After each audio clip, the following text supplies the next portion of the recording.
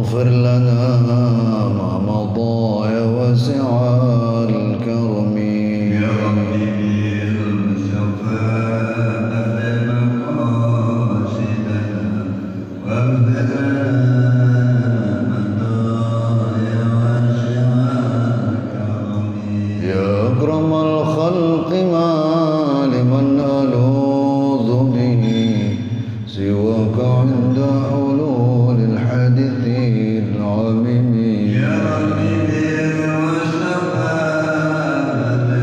مقاصدنا واغفر لنا مدايا واسع الكرم ولن يضيق رسول الله جاهك بي إذا الكريم تجلى باسم منتقم يا ربي بالشفاء مقاصدنا واغفر لنا يا واسع الكرم محمد سيد الكونين والثقلين والفريقين من عرب ومن عجم يا ربي بالشفاء مقاصدنا واغفر لنا يا واسع الكرم هو الحبيب الذي ترجى شفاعته لكل هول من الأهوال مقتحم يا ربي بالشفاء مقاصدنا واغفر لنا يا واسع الكرم لعل رحمة ربي حين يقسمها تأتي على أسر من عصيان والقسم يا ربي بالشفاء مقاصدنا واغفر لنا يا واسع الكرم اللهم صل وسلم وبارك عليه وعلى آله إلى غرتنا من أصحاب رسول الله محمد بن عبد الله وعلى آله وأصحابه وأزواجه وذريته وأهل بيته الكرام ثم إلى مؤلف هذا الكتاب وإلى أرواح مشايخنا وإلى أرواح من أحسن إلينا ومن أوصانا بالدعاء ومن ليس له زائر لنا ولأحبابنا شيء لله لهم الفاتحة أعوذ بالله من الشيطان الرجيم بسم الله الرحمن الرحيم الحمد لله رب العالمين الرحمن الرحيم مالك يوم الدين إياك نعبد وإياك نستعين اهدنا الصراط المستقيم صراط الذين أنعمت عليهم غير المغضوب عليهم ولا الضالين رب اغفر لنا ولوالدينا آمين. بسم الله الرحمن الرحيم الحمد لله رب العالمين والصلاة والسلام على أشرف الأنبياء والمرسلين وعلى آله وأصحابه أجمعين وبسندنا المتصل للمؤلف رحمه الله وأدام النفع به وببركات علومه وبنا وبكم في الدارين آمين رضي الله عني وعنكم. قال تعالى في محكم تنزيله وهو أصدق القائلين أعوذ بالله من الشيطان الرجيم بسم الله الرحمن الرحيم فاذكروني أذكركم. وقال في آية أخرى أعوذ بالله من الشيطان الرجيم بسم الله الرحمن الرحيم فإذا أفضتم من عرفات فاذكروا الله عند المشعر الحرام واذكروه كما هداكم. وقال رسول الله صلى الله عليه وآله وسلم في حديث الشريف: بسم الله الرحمن الرحيم، ذاكر الله في الغافلين كالمقاتل بين الفارين. صدق الله وصدق رسول الله صلى الله عليه وآله وسلم. حضرات الأساتذة الأجلاء والحاضرين والحاضرات الأحبة, mari sama-sama kita panjatkan puji dan syukur kehadirat Allah Subhanahu wa taala, Zat yang telah menganugerahkan dan melimpahkan begitu banyak karunia dan nikmat-Nya kepada kita semua, terutama karunia dan nikmat-Nya berupa iman dan Islam serta sehat dan afiat. Dan tentu saja berkat terpadunya beberapa nikmat tadi, maka dengan mudah, dengan ringan kita dapat melangkahkan kaki, mengayunkan tangan menuju tempat penuh mubarakah ini dalam rangka menunaikan tugas suci kita, yaitu talabul ilm. Salawat beriring salam tak lupa kita aturkan kehariban junjungan kita Nabi besar Muhammad sallallahu alaihi wasallam, sesosok profil pemimpin yang telah berhasil mengevakuasi umat manusia dari alam yang penuh dengan kebodohan, syarat dengan kejahilan, menuju alam yang penuh ma'rifah dan irfan itu sekarang. Hadirin, kajian kita pagi ini sudah sampai pada Kitabul Adhkar wad Da'awat. Setelah sebelumnya kita menyelesaikan kitab Adab Tilawatil Quran. Setidaknya pada subjudul ini ada 5 bab yang akan kita bahas.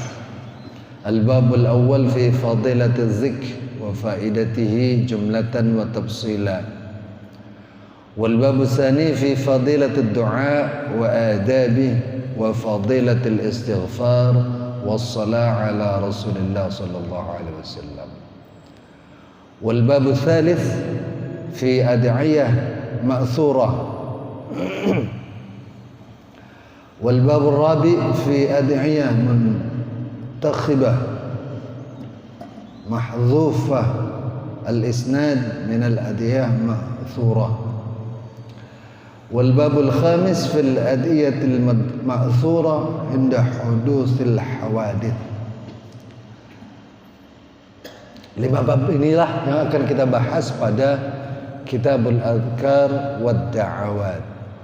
Kita masuk pada bab pertama, fi fadilatiz zikri wa faidatihi 'ala al-jumlah wat tafsil min al-ayat wal akhbar wal athar. Bab pertama menjelaskan tentang fadilatuz zikr, fadilah zikir, wa faidatuhu dan wa faidatihi 'ala al-jumlah, faidahnya, manfaatnya secara global dan secara tafsil yang bersumber dari ayat-ayat dan akhbar, hadis-hadis serta athar. Apa yang dilakukan oleh para sahabat, para tabi'in dan tabi'ut tabi'in. Wa yadullu ala fadilatiz zikr ala al-jumlah min al-ayat qauluhu subhanahu wa ta'ala fadhkuruni adhkurkum.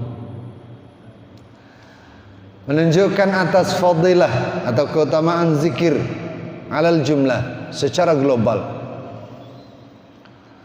Minal ayat, dari ayat-ayat Al-Quran, diantaranya adalah firman Allah subhanahu wa ta'ala fadhkuruni adhkurkum. Ingatlah kepadaku, maka aku akan ingat kamu. Zikirlah kepadaku, maka aku akan mengingatmu, kata Allah. Kalau merujuk pada ayat ini, kira-kira kita termasuk orang yang diingat Allah apa enggak ya? Yang paling tahu jawabannya ya kita sendiri. Karena kan pernyataannya kata Allah, Allah perintahkan dulu kita untuk zikir kepada Allah, untuk ingat kepada Allah. Baru kemudian Allah merespon zikir kita. Kalau kita sudah melaksanakannya, apalagi dengan cara-cara yang benar, maka insya Allah janji Allah tidak akan pernah meleset. Janji Allah tidak akan pernah teringkari. Ini Allah nyatakan pada surat Al-Baqarah ayat 152.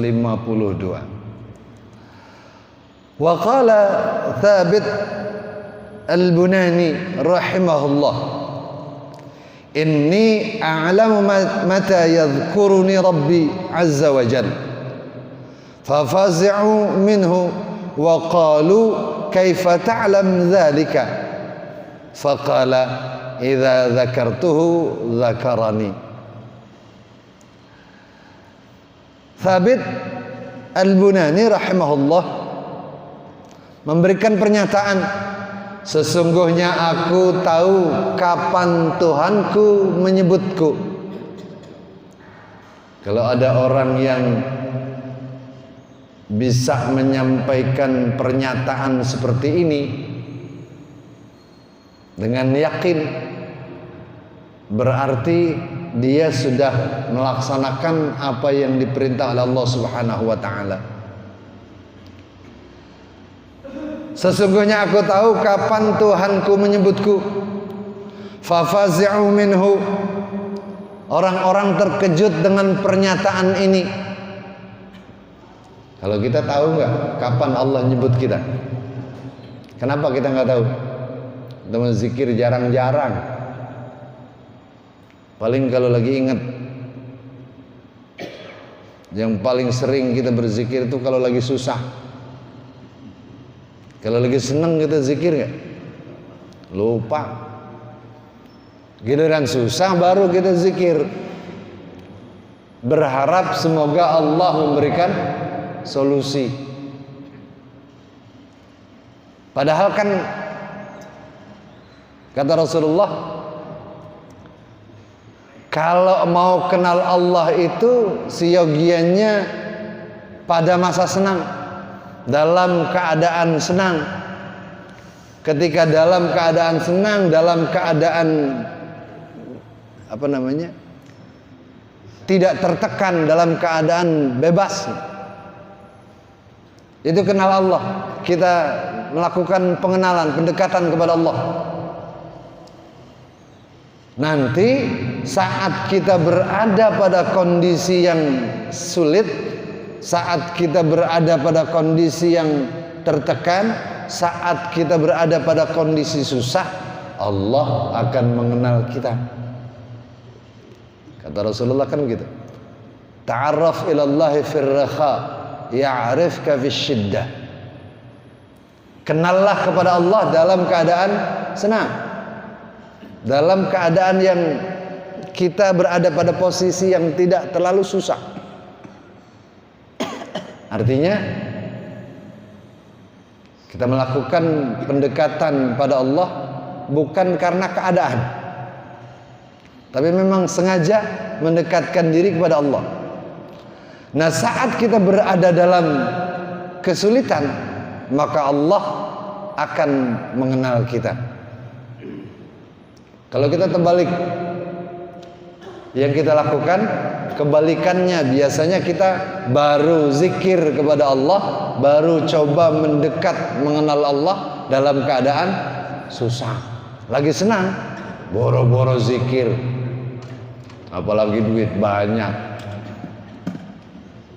Model kayak kita mah kalau duit banyak ke masjid aja kagak. Sibuk. Ngapain? Ngabisin duit. Besok kalau duit udah habis, baru ke masjid lagi. Itu pun karena nggak ada kerjaan lain, daripada di rumah aja kan bete. Jadi ke masjid.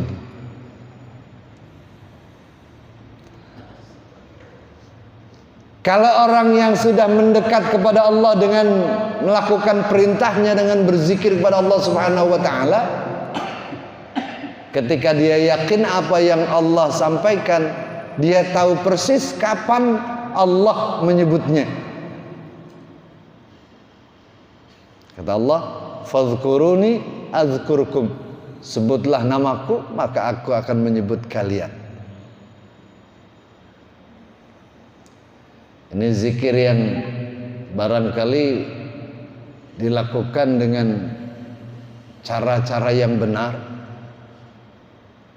dengan hati yang ikhlas, sehingga bisa membuat ketersambungan antara pelafalnya dengan Allah Subhanahu wa taala.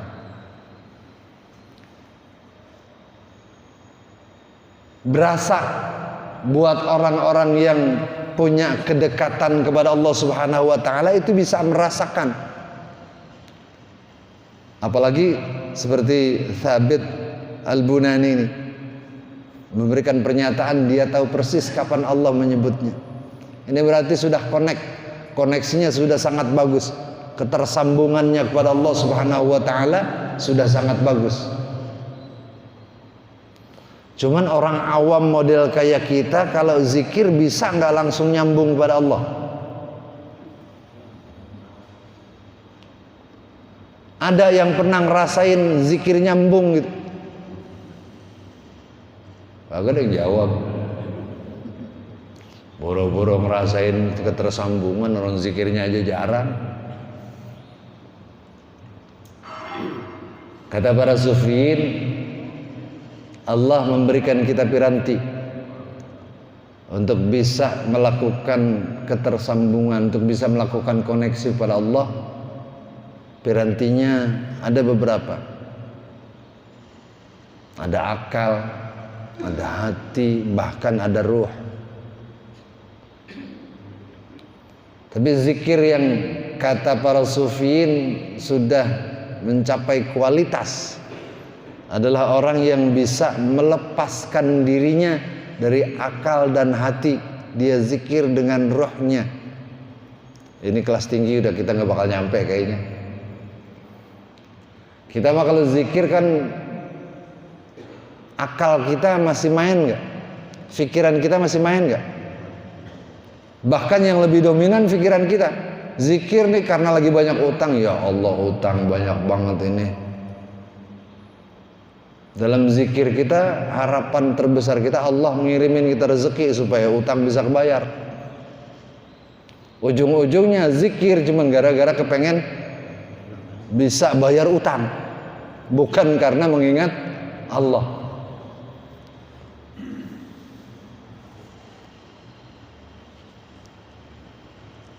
Dari akal, dari pikiran biasanya masuk ke dalam hati. Seandainya kita lagi khusyuk, sekhusyuk-khusyuknya, tiba-tiba dalam akal kita terlintas sesuatu, maka lintasan yang lewat akal kita itu masuk ke hati. Sehingga zikir kita yang tadinya lagi khusyuk, tiba-tiba berubah channel, berubah saluran. Yang tadinya kita ingat Allah, ya Allah, kan katanya kalau kita mengingat Allah, Allah akan menyebut kita. Ini jangan-jangan gue lagi disebut Allah nih. Hati kita sibuk mendeteksi bagaimana zikir kita. Padahal kan harusnya biasa aja, nggak usah terlalu mengaktifkan akal dan hati. Dan ketersambungan antara makhluk dengan Rabbnya, kata para sufi, ini bisa menggunakan piranti yang ada dalam diri kita, yaitu ruh. Karena ruh ini ciptaan Allah. Ruh ini adalah microchip yang bisa menyambungkan antara hamba dengan Rabbnya. Dan Allah sendiri yang menyatakan dalam Al-Quran, wa nafakhtu fihi min ruhi. Setiap makhluk Allah itu Allah sematkan ruh dari Allah. Ketika kita sudah bisa mencapai level ini, maka insya Allah konektivitas kita kepada Allah sudah tidak diragukan lagi. Nah, cuma untuk bisa ke level ini diperlukan pembiasaan, diperlukan mujahadah, perjuangan. Makanya kalau orang bertarekah itu zikir itu dibagi-bagi, ada zikir jahar, ada zikir sir. Biasanya dalam jumlah yang banyak. Enggak kayak kita kalau zikir berapa banyak? Habis sholat zikir kita berapa banyak? Paling banyak banget 33. Itu juga kalau lagi sempat. Habis zuhur sempat zikir nggak? Agak dah, apalagi yang kerja di kantor. Begitu salam-salam langsung kabur udah. Alasan kalau pakai zikir ntar nggak sempat makan, waktu istirahat keburu habis.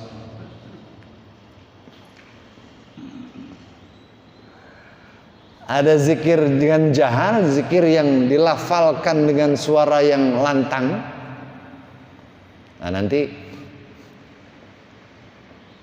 ada ikhtilaf, ada perbedaan pendapat. Ada yang mengatakan kenapa zikir itu harus dengan suara keras. Ada juga yang mengatakan zikir itu harusnya dengan suara yang tidak terlalu keras. Zikir itu seharusnya di hati saja. Macam-macam, nanti tergantung levelnya. Tapi kalau level orang awam kayak kita, zikirnya di hati, lama nggak tuh zikir kita? Kagak bakal lama, paling baru 2-3 menit langsung tidur kita. Jangankan sendirian, tahlilan di orang meninggal aja, itu banyak yang ketiduran ya. Padahal kan rame-rame berisik, mestinya terganggu. Bilang la ilaha illallah, la ilaha illallah, banyak yang tiduran. Itu sebabnya Sayyidina Umar mencontohkan kalau zikir itu dengan suara yang keras.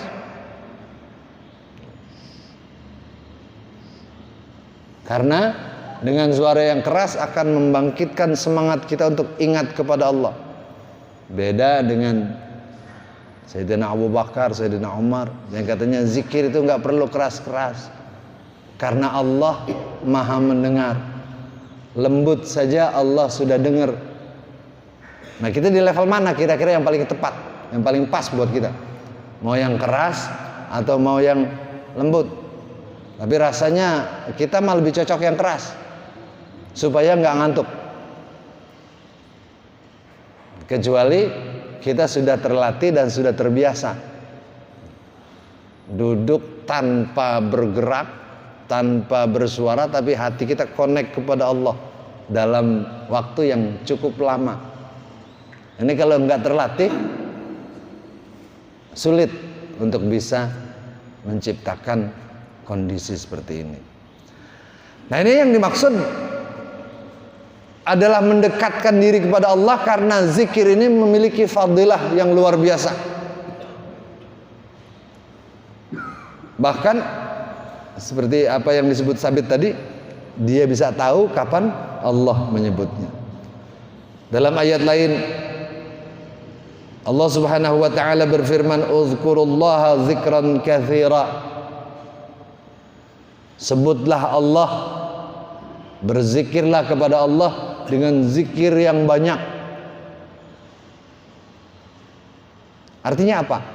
Kapan saja, di mana saja, dalam keadaan apa saja, mestinya kita ingat kepada Allah, zikir kepada Allah. Cuman kita biasanya kapan saja, di mana saja, sedang apa saja, lupa kepada Allah kalau kita. Bukan zikir, bukan ingat, tapi lupa. Bahkan lagi sholat aja kadang-kadang kita kemana-mana. Padahal kan kata Allah dalam Al-Quran, aqimus shalah li dzikri. Dirikanlah salat untuk ingat kepadaku. Salat di bagian dari zikir. bagian dari mengingat Allah. Kita kadang-kadang lagi sholat aja ingat Allah nggak? Mana-mana. Kadang pikiran kita kemana-mana, sehingga nggak bisa terfokus untuk bisa ingat pada Allah Subhanahu wa Ta'ala. Al-Ahzab ayat 41, wa qala ta'ala fa idza afattum min Arafat fadhkurullaha indal masy'aril haram wadhkuruhu kama hadakum. Apabila kalian telah melesaikan wukuf di Arafat, maka berzikirlah indal masy'aril haram. Zikirlah kepada Allah pada masy'aril haram. Wazkuruhu kama hadakum. Sebutlah dia sebagaimana Allah telah memberikan hidayah kepada kalian. Dalam ayat lain, fa idza qadaitum manasikakum fadhkurullaha ka dzikrikum aba'akum au ashadda dzikra. Apabila kalian telah melaksanakan manasik kalian, maka sebutlah Allah Subhanahu wa Ta'ala, maka zikirlah kepada Allah Subhanahu wa Ta'ala kadzikrikum aba'akum, seperti zikirnya leluhur kalian, orang-orang tua kalian, au asyadda zikra, atau melebihi apa yang mereka lakukan. Kalau orang-orang tua kita senang zikir, harusnya kita melebihi dari mereka, harusnya. Cuman kadang yang terjadi pada siklus kehidupan manusia itu ada degradasi, penurunan kualitas. Kalau orang-orang tuanya senang zikir, anak-anaknya otomatis senang apa enggak? Kadang-kadang enggak. Apalagi yang orang-orang tuanya enggak senang zikir, anak-anaknya bakal senang zikir apa enggak? Rasanya lebih sulit lagi. Nah, harusnya kita melakukan pembiasaan dan pembelajaran baik terhadap diri kita sendiri maupun terhadap orang-orang yang terdekat dalam lingkungan kita, terlebih anak dan istri kita. Kita ajak mereka untuk berzikir kepada Allah Subhanahu wa Ta'ala. Wa qala ta'ala alladzina yadhkuruna Allaha qiyaman wa qu'udan wa 'ala junubihim. Ayat lain yang menyatakan keutamaan zikir, bahkan Allah memberikan prioritas kepada orang yang kerap berzikir kepada Allah Subhanahu wa Ta'ala. Siapa mereka? Alladzina yadhkuruna Allah qiyaman wa qu'udan wa 'ala junubihim. Yaitu mereka yang selalu zikir kepada Allah, mereka yang selalu ingat kepada Allah Subhanahu wa Ta'ala, baik dalam keadaan diri, duduk, atau dalam keadaan berbaring. Qala Ibnu Abbas radhiyallahu anhuma, ay bil lail wan nahar, fil barri wal bahr, was safar wal hadar, wal ghani wal faqr, wal marad was sihhah was sirri wal alaniyah. Zikir kepada Allah dalam keadaan apapun dan kapanpun, baik di malam hari atau di siang hari, di daratan atau di lautan, dalam keadaan safar, dalam keadaan bepergian jauh, atau tidak kemana-mana, baik orang kaya atau orang miskin, orang yang sedang sakit atau orang sehat, baik secara rahasia atau secara terang-terangan. Zikir artinya gunakan waktu yang ada pada kita maksimalkan untuk zikir kepada Allah Subhanahu wa Ta'ala.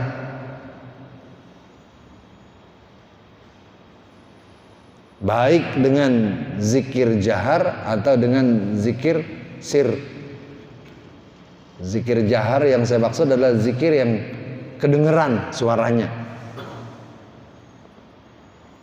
Kalau zikir sir, zikir yang tidak terdengar.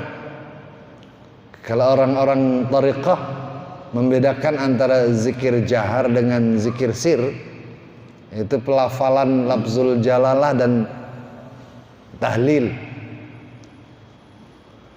Kalau zikir jahar biasanya mereka membaca la ilaha illallah. Ini yang merupakan afdaluz zikr. Zikir yang paling afdal kata Rasulullah. Bahkan ada keterangan kalau seseorang melafalkan tahlil, mengucap la ilaha illallah, kemudian di lafzul jalalahnya, di lafaz Allahnya dipanjangkan ucapannya karena ta'zim kepada Allah, ini bisa mengampuni begitu banyak dosa besar.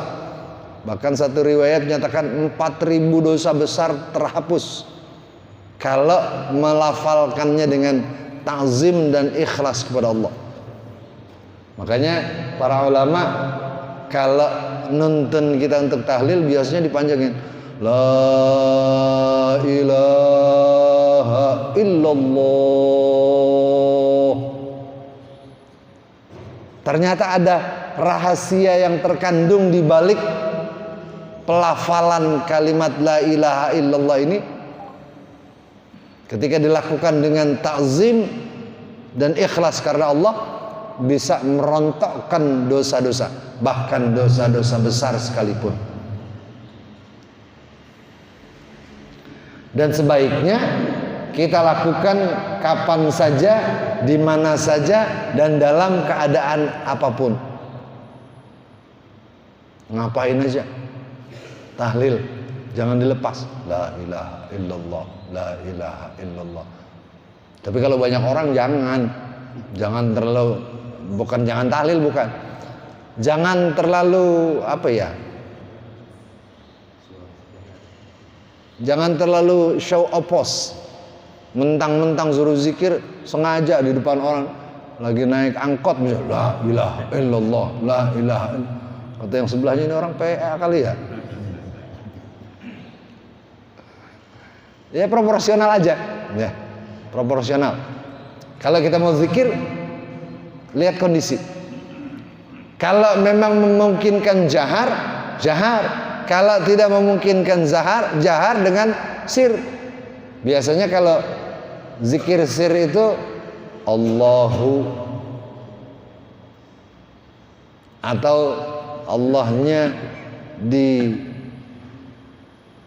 dihilangkan suaranya, yang muncul cuman hu-nya. Makanya kalau zikir thariqah itu ada yang cuman hu. Kalau yang nggak ngerti zikir apaan tuh begitu, bid'ah itu, agak ngaji. Karena Allahnya tidak dilafalkan dengan suara, tapi yang dilafalkan dengan suara hanya hu-nya saja. Bisa Allahu, bisa huwallah, hu-nya doang. Huwallah, huwallah, huwallah. Allahnya hilang, dihilangkan. Cuma yang bersuara hu-nya doang. Hu. Kalau tahu ilmunya, sah-sah saja, boleh-boleh saja. Dan bahkan dalam zikir sir itu, dalam setiap helaan nafas, kalau pelaku thariqah Naqsyabandiyah, ketika mereka zikir sir itu, dalam sekali nafas itu 2 kali melafalkan lafzul jalalah. Kan kalau kita nafas bisa menghirup udara, kemudian mengeluarkannya lagi, itu 2 kali mengucap. Kalau menghirup Allah, mengeluarkannya Allah lagi. Kita bisa nggak kayak gitu? Bisa, cuman perlu berlatih, perlu pembiasaan. Kalau nggak lupa melulu. Yang kagak lupa-lupa memang kita bukan zikir, duit. Lalu duit nggak bakal lupa dah. Ini sesuai apa yang disampaikan Allah lewat lisan Rasulnya. Bahkan ditafsirkan oleh Ibnu Abbas, zikir itu siang, malam, di darat, di laut, dalam keadaan musafir atau tidak kemana-mana, orang kaya, orang miskin, orang sakit, orang sehat, dalam keadaan rahasia atau terang-terangan, tetap terus berzikir. Bahkan Allah Subhanahu wa taala dalam Al-Qur'an mengecam orang-orang yang zikirnya cuma sedikit, masuk dalam kelompok orang munafik. Nih, jangan-jangan kita nih. Wala yadhkurunallaha illa qalila. Orang-orang munafik kata Allah, mereka itu tidak zikir kepada Allah kecuali sedikit doang. Kayaknya asli kita udah ini. Zikir kita banyak apa sedikit? Banyakan mana zikir kita mentidur kita? Banyakan mana zikir kita memakan kita? Rasanya zikir selalu kalah ya. Sama tidur banyakan tidur, sama makan banyakan makan, sama main-main banyakan main-main. Nah, berarti kan zikirnya cuma sedikit. Kalau yang zikirnya sedikit, ciri-cirinya orang munafik. Jangan-jangan kita masuk. Agar bisa terhindar dari itu, mulai sekarang atau mulai hari ini kita coba membiasakan diri untuk berzikir kepada Allah Subhanahu wa taala. Wadhkur rabbaka fi nafsika tadarruan wa khifatan dunal jahri minal qaul bil ghuduwi wal asal wa la takum minal ghafilin. Dan ingatlah kepada Tuhanmu fi nafsika, dalam dirimu, tadarruan wa khifatan, dalam keadaan tunduk dan takut kepada Allah Subhanahu wa taala. Kenapa harus dalam keadaan tunduk dan takut? Karena dengan kondisi seperti itu mengingatkan kita harus tunduk kepada Allah, karena Allah adalah zat yang menciptakan kita. Ketika Allah adalah zat yang menciptakan kita, maka selayaknya, sepatutnya kita mengagungkan Allah Subhanahu wa taala. Wa khifatan, kenapa harus dalam keadaan takut? Karena kita sadar betul banyakkan mana maksiat kita dengan ibadah kita.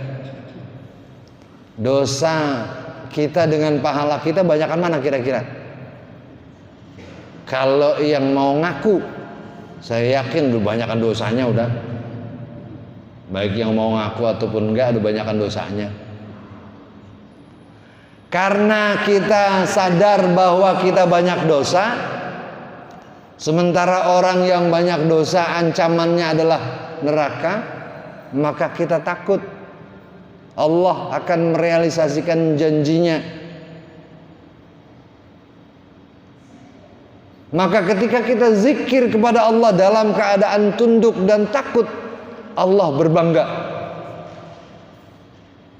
Ketika Allah berbangga dengan hamba-hambanya, maka Allah berikan penghargaan dengan menghapuskan dosa-dosanya. Bahkan nanti menurut Rasulullah, zikir ini bisa menjadi bagian untuk membuka peluang rezeki lebih besar. Ini biasanya kita mau ngerjain begini. Asal ada urusan yang rezeki, rajin biasa kita.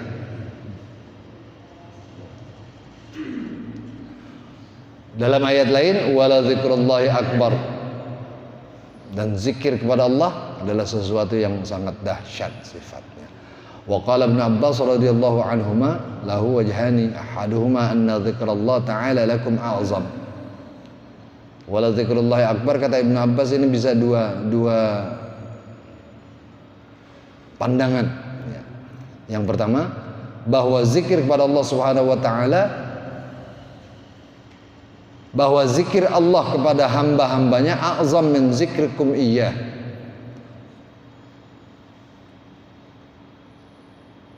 Ingatan Allah kepada hamba-hambanya akan jauh lebih besar ketimbang ingatan hamba-hambanya kepada Allah.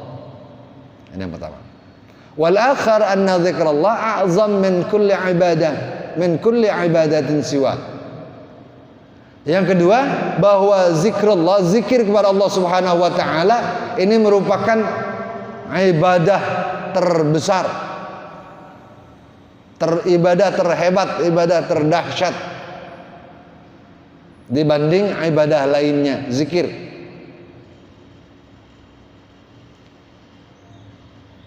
Gampang apa susah sih? Berat apa ringan? Ringan, gampang, tapi rasanya kita jarang mengerjakannya karena kita sering lupa. Makanya Al-Ghazali mengingatkan dengan statement-statement Allah yang terkait dengan zikir kepada Allah Subhanahu wa taala. Itu tadi dari ayat-ayat Al-Qur'an, kemudian dari hadis-hadis. Kata Rasulullah sallallahu faqad qala Rasulullah sallallahu alaihi wasallam zakirallah fil ghafilin kasyajarah fi wustil hishib. Rasulullah sallallahu alaihi wasallam bersabda, orang-orang yang mengingat Allah fil ghafilin, di antara orang-orang yang lalai. Ini persis seperti sebatang pohon yang segar, sebatang pohon yang rindang yang di antara kelilingan pohon-pohon yang kering. Ada banyak pohon, tapi yang lain kering, terkelupas kulitnya, nggak ada daunnya. Tapi ada satu pohon yang segar, pohonnya rindang, daunnya lebat. Ini adalah tamtsil atau ibarah dari orang-orang yang ingat kepada Allah di antara orang-orang yang lalai. Kalau ada sekerumunan orang, katakan di sinilah di masjid, banyak nggak ini orangnya? Lumayan banyak. Tapi lebih banyak mana yang zikir kepada Allah dengan yang lalai kepada Allah? Rasanya lebih mendominasi orang-orang yang lalai. Yang zikir paling beberapa aja. Ini menunjukkan keistimewaan orang-orang yang zikir kepada Allah Subhanahu wa taala. Wa qala sallallahu alaihi wasallam, "Dzakirullah fil ghafilin kal muqatil bainal farin." Orang-orang yang zikir kepada Allah Subhanahu wa taala diumpamakan sebagai seorang yang sedang berjuang di antara orang-orang yang lari, lagi perang nih. Dalam satu medan perang, karena takut kepada musuh, sebagian besar orang lari. Tapi ada orang yang karena keberaniannya dan karena keteguhan imannya kepada Allah Subhanahu wa taala, dia terus berjuang, dia terus berperang. Nah, ini orang-orang yang zikir dibanding orang-orang yang lalai, perumpamaannya kayak gitu. Yang zikir ini ibarat orang yang terus berperang, sementara yang lain lari dari peperangan. Istimewa nggak itu? Sangat-sangat istimewa. Udah jam berapa sekarang? Cukup. Sudah habis waktunya. Insya Allah kita sambung di kesempatan lain. Sebelum saya tutup, jika ada pertanyaan, disilahkan. Dulu masalah zikir. Ya. Dikerjakan dengan jahar atau sir. Kebanyakan orang lari pagi kan katanya kagak gabung. Katanya kagak gabung. Pada paham dulu. Ya. Dikerjakan jahar boleh, dikerjakan sir boleh, dan memang nggak gabung. Ini istilah zaman dulu ini. Bocah sekarang nggak ngerti kalau dikata gabung. Apa artinya? Nggak gagal, pasti ada pahalanya, pasti ada hasilnya.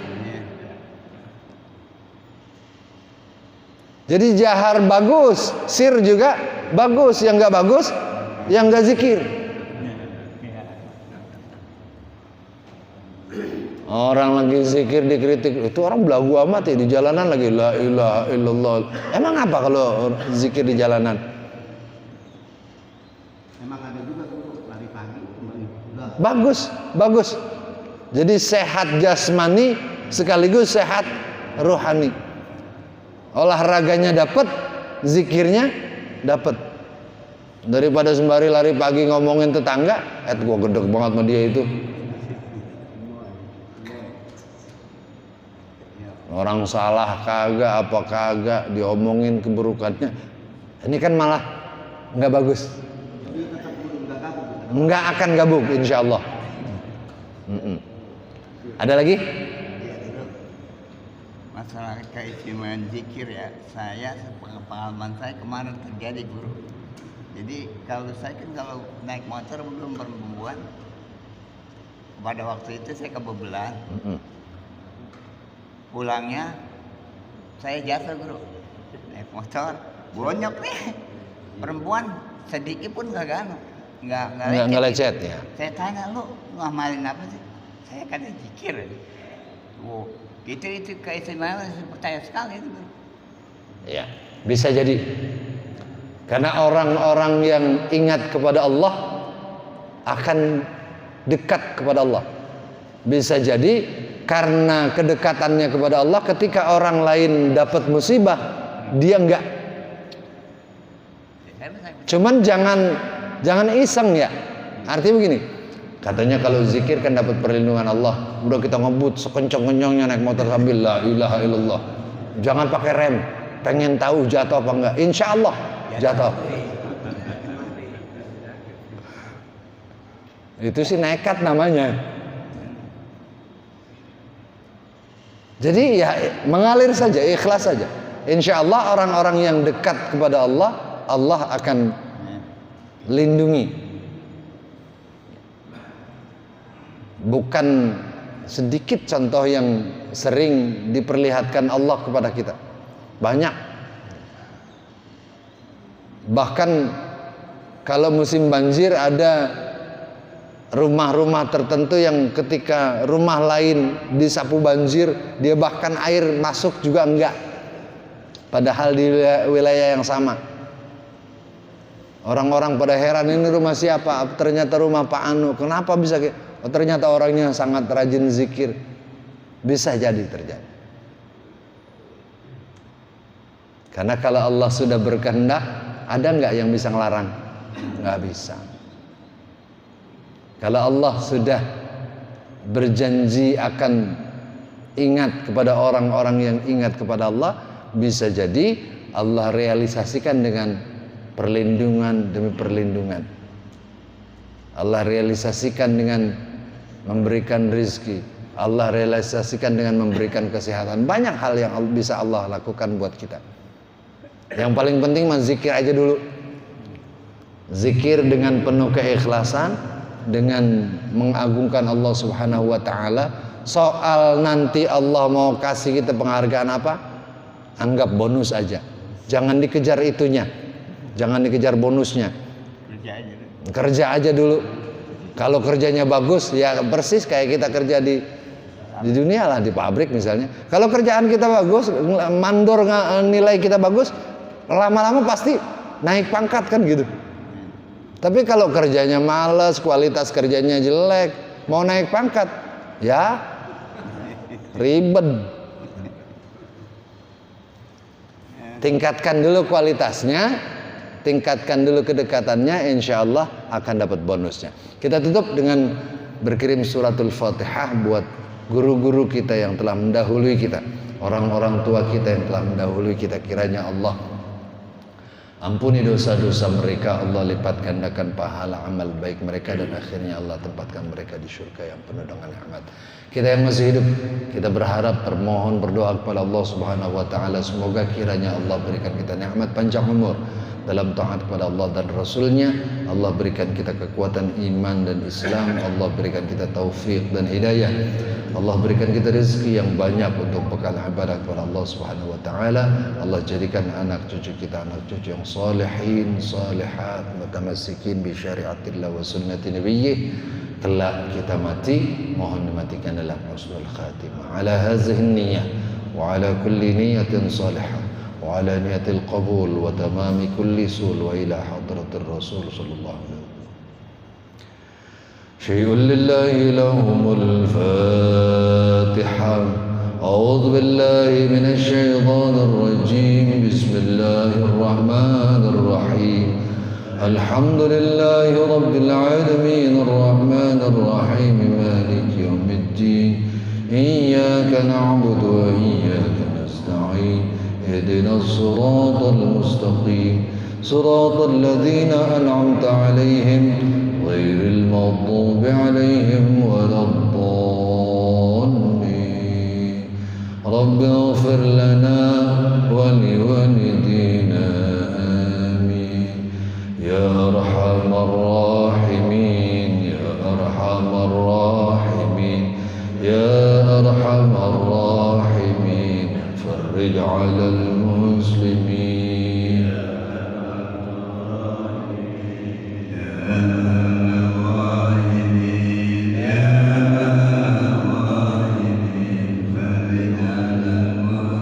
يا ربنا يا كريم يا ربنا يا رحيم أنت الجواد الحليم وأنت نعم المعين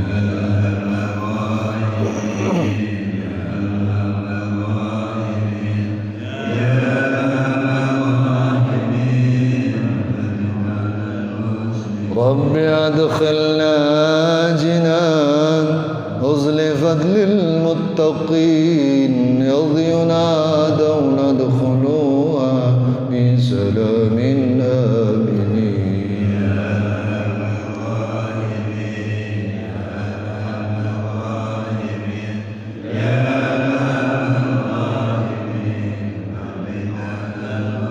وصلاة الله دوام تبلغ الهادي الأمين وعلى الآل الكرام والصحب والتابعين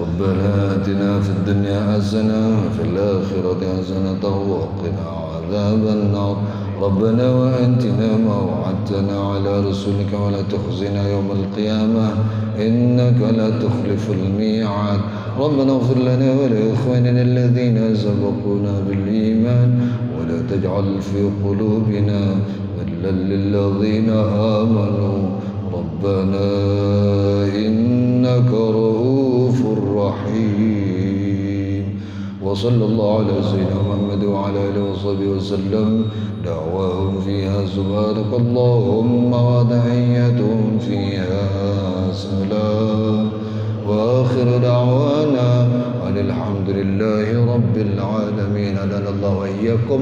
Mohon maaf atas segala kesalahan dan kekurangan.